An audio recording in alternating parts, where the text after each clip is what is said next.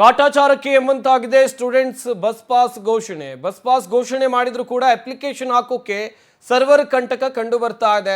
ಯಾದಗಿರಿಯಲ್ಲಿ ಸರ್ವರ್ ಸಮಸ್ಯೆಯಿಂದ ವಿದ್ಯಾರ್ಥಿಗಳು ಪರದಾಡುವ ಪರಿಸ್ಥಿತಿ ನಿರ್ಮಾಣ ಆಗಿದೆ.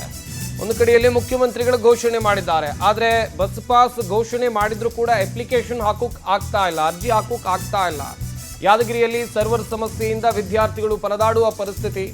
ನಿತ್ಯ ಗ್ರಾಮ ಒನ್ ಕರ್ನಾಟಕ ಒನ್ಗೆ ಬಂದರೂ ಕೂಡ ಸರ್ವರ್ ಸಂಕಷ್ಟ ಇದೆ. ಸರ್ಕಾರದ ವಿರುದ್ಧ ಗ್ರಾಮೀಣ ಭಾಗದ ವಿದ್ಯಾರ್ಥಿಗಳು ಅಸಮಾಧಾನ ವ್ಯಕ್ತಪಡಿಸಿದ್ದಾರೆ. ಕಾಲೇಜ್ಗೆ ಹೋಗೋಕೆ ದುಡ್ಡು ಕೊಡಿ ಅಂದರೆ ಪೋಷಕರು ಕೂಡ ಗರಂ ಆಗ್ತಾರೆ. ನಿತ್ಯ ಬಸ್ಗೆ ಬರೋಕೆ 100 ರಿಂದ 200 ರೂಪಾಯಿ ಖರ್ಚು ಮಾಡಬೇಕಾದ ಪರಿಸ್ಥಿತಿ. ಕೂಡಲೇ ಸರ್ವರ್ ಸಮಸ್ಯೆ ಪರಿಹರಿಸುವಂತೆ ವಿದ್ಯಾರ್ಥಿಗಳು ಮನವಿಯನ್ನ ಮಾಡಿಕೊಂಡಿದ್ದಾರೆ. ನೋಡ್ತಾ ಇರಬಹುದು, ವಿದ್ಯಾರ್ಥಿಗಳು ತಮ್ಮ ಕಷ್ಟವನ್ನು ಹೇಳ್ಕೊಳ್ತಾ ಇದ್ದಾರೆ. ಸದ್ಯ ಸರ್ಕಾರ ಏನೋ ಘೋಷಣೆ ಮಾಡಿದೆ. ಈ ಕುರಿತು ನಮ್ಮ ಪ್ರತಿನಿಧಿ ಮಹೇಶ್ ಪ್ರತ್ಯಕ್ಷ ವರದಿಯನ್ನು ಕೊಟ್ಟಿದ್ದಾರೆ, ಬನ್ನಿ ನೋಡೋಣ.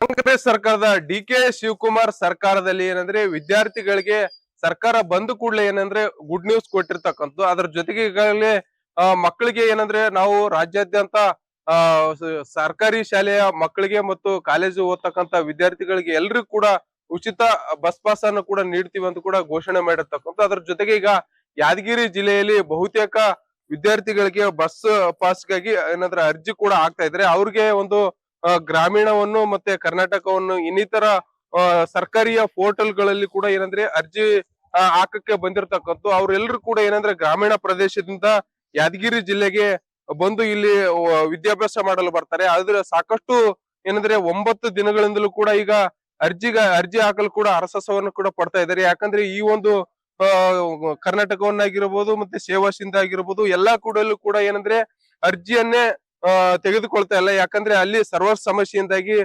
ಸಾಕಷ್ಟು ತೊಂದರೆಗಳು ಕೂಡ ಆಗ್ತಾ ಇದೆ. ಮಕ್ಕಳ ಪ್ರತಿಯೊಂದು ಅರ್ಜಿ ಕೂಡ ಈಗ ಅಪ್ಲೋಡ್ ಕೂಡ ಆಗ್ತಾ ಇಲ್ಲ. ಹೀಗಾಗಿ ಏನಂದ್ರೆ ವಿದ್ಯಾರ್ಥಿಗಳು ಆರ್ಥಿಕ ಸಂಕಷ್ಟಕ್ಕೂ ಕೂಡ ಎಡೆ ಮಾಡಿಕೊಟ್ಟಿರ್ತಕ್ಕಂಥ. ನಾವು ದಿನನಿತ್ಯಲೂ ಕೂಡ ಏನಂದ್ರೆ ಯಾದಗಿರಿ ಜಿಲ್ಲೆಗೆ ಬರ್ಬೇಕಂದ್ರೆ ಸರಿಸುಮಾರು 200, 100 ಈ ರೀತಿಯಾಗಿ ನಮಗೆ ಆರ್ಥಿಕವಾಗಿ ನಷ್ಟವು ಕೂಡ ಆಗ್ತಾ ಇದೆ. ಯಾಕಂದ್ರೆ ಪ್ರತಿನಿತ್ಯ ನಾವು ಕಾಲೇಜು ಮತ್ತೆ ಶಾಲೆಗಳನ್ನು ಬಿಟ್ಟು ಪಾಸಿಗಾಗಿ ಅರ್ಜಿ ಹಾಕಲು ಕೂಡ ಹರಸಾಹಸವನ್ನು ಕೂಡ ಪಡ್ತಾ ಇದ್ದೀವಿ ಅಂತ ಕೂಡ ಇಲ್ಲಿ ಸಾಕಷ್ಟು ವಿದ್ಯಾರ್ಥಿಗಳು ಕೂಡ ಇರ್ತಕ್ಕಂಥದ್ದು. ಅವ್ರನ್ನ ನಾನು ಮಾತಾಡಿಸ್ತೀನಿ.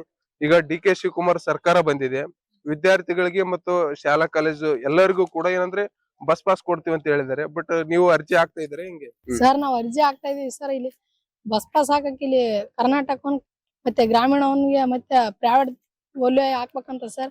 ಇದು ಡಿ.ಕೆ. ಶಿವಕುಮಾರ್ ಅವರು ಬಸ್ ಫ್ರೀ ಅಂತ ಹೇಳಿದ್ದರಿಂದ ಬಸ್ ಫ್ರೀ ಅರ್ಜಿ ಹಾಕ್ತಾರ ಸರ್. ಮತ್ತೆ ಹೆಣ್ಮಕ್ಳಿಗೆ ಆಗಾಗ್ಲೇ ಫ್ರೀ ಮಾಡಿದ್ದಾರೆ ಸರ್. ಹಾಗೆ ವಿದ್ಯಾರ್ಥಿ ಮತ್ತೆ ಕಾಲೇಜ್ ಡಿಗ್ರಿ ಓದ್ತಾ ಇರೋರಿಗೆ ಬಸ್ ಫ್ರೀ ಅಂತ ಘೋಷಣೆ ಮಾಡಿದ್ದಾರೆ. ಈಗ ಇಲ್ಲಿ ಬಸ್ ಪಾಸ್ಗೆ ಸರ್ವರ್ ಬರ್ತಾ ಇಲ್ಲ ಸರ್. ಎಷ್ಟು ದಿನದಿಂದ ಸರ್ವರ್ ಬರ್ತಾ ಇಲ್ಲ? ಒಂದ್ 8-10 ದಿನ ಐತಿ ಸರ್. ನಾವು ತಿರುಗಾಡ್ತಾ ಹಂಗೆ ಊರ್ ಲೈಸನ್ ಬರ್ತಾ ಇದೀವಿ ಸರ್. ದಿನ 100-150 ಮನೇಲಿ ಕೊಡ್ತಾ ಇದ್ದಾರೆ ಸರ್. ಸಾಲಿಗೆ ಹೋಗೋದ್ ಬೇಡ ಅಂತ ಹೇಳ್ತಾ ಇದಾರೆ ಸರ್. ನಾವು ಉಂಡೆಕಲ್ ಮತ್ತೆ ಬಂದಳ್ಳಿ ಈ ಕಡೆ ಹೊಸಳ್ಳಿ ಲೈಸನ್ ತಾಂಡಗಳಿಂದ ಬರ್ತಾ ಇದಾರೆ ಸರ್.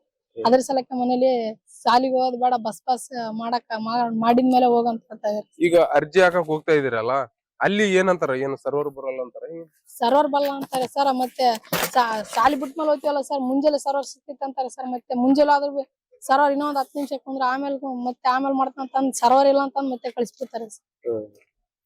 ನೋಡಿದ್ರಲ್ಲ, ಇದಿಷ್ಟು ಏನಂದ್ರೆ ಇಲ್ಲಿನ ವಿದ್ಯಾರ್ಥಿಗಳು ಕೂಡ ಹೇಳ್ತಕ್ಕಂಥದ್ದು ಏನಂದ್ರೆ ನಾವು ಪ್ರತಿನಿತ್ಯ ಶಾಲೆ ಕಾಲೇಜಿಗೆ ಬರ್ತೀವಿ. ಅದ್ರ ಜೊತೆಗೆ ಏನಂದ್ರೆ ಕಾಲೇಜು ಮುಗಿದ ನಂತರ ಏನಂದ್ರೆ ನಾವು ಪಾಸ್ಗಾಗಿ ಅರ್ಜಿ ಹಾಕಲು ಕೂಡ ಬರ್ತೀವಿ. ಅಲ್ಲಿ ಏನಂದ್ರೆ ತಾಂತ್ರಿಕ ದೋಷಗಳಿಂದ ಅರ್ಜಿಯನ್ನೇ ಪುರಸ್ಕೃತ ಮಾಡ್ತಾ ಇಲ್ಲ. ಅದ್ರ ಜೊತೆಗೆ ಏನಂದ್ರೆ ಪ್ರತಿಯೊಂದು ಕೂಡ ಸರ್ವರ್ ಸಮಸ್ಯೆಯಿಂದಾಗಿ ನಮ್ಗೆ ಸಾಕಷ್ಟು ತೊಂದರೆಗಳು ಕೂಡ ಆಗ್ತಾ ಇದೆ. ನಮ್ಮ ಗ್ರಾಮೀಣ ಭಾಗದಲ್ಲಿ ಏನಂದ್ರೆ ಅದರಲ್ಲಿ ತಂದೆ ತಾಯಿಗಳು ನಮಗೆ ದಿನನಿತ್ಯ 100-200 ಕೊಟ್ಟು ಶಾಲೆಗೆ ಕಳಿಸ್ಬೇಕಂದ್ರೆ ಬಹಳ ಇರುಸು ಮುರುಸು ಕೂಡ ಪಡ್ತಾ ಇದ್ದಾರೆ. ಹೀಗಾಗಿ ಕೂಡ್ಲೆ ಏನಂದ್ರೆ ಸರ್ವರ್ ಸಮಸ್ಯೆಯಿಂದ ನಮ್ಗೆ ಪರಿಹರಿಸಿ ನಮ್ಗೆ ಕೂಡ್ಲೆ ಏನಂದ್ರೆ ಬಸ್ ಪಾಸ್ ಗಳನ್ನು ಕೂಡ ನೀಡ್ಬೇಕಂತ ಕೂಡ ಇಲ್ಲಿನ ವಿದ್ಯಾರ್ಥಿಗಳು ಕೂಡ ಹೇಳಿರ್ತಕ್ಕಂಥದ್ದು. ಮಹೇಶ್, ಪೌಟಿ ನ್ಯೂಸ್, ಯಾದಗಿರಿ.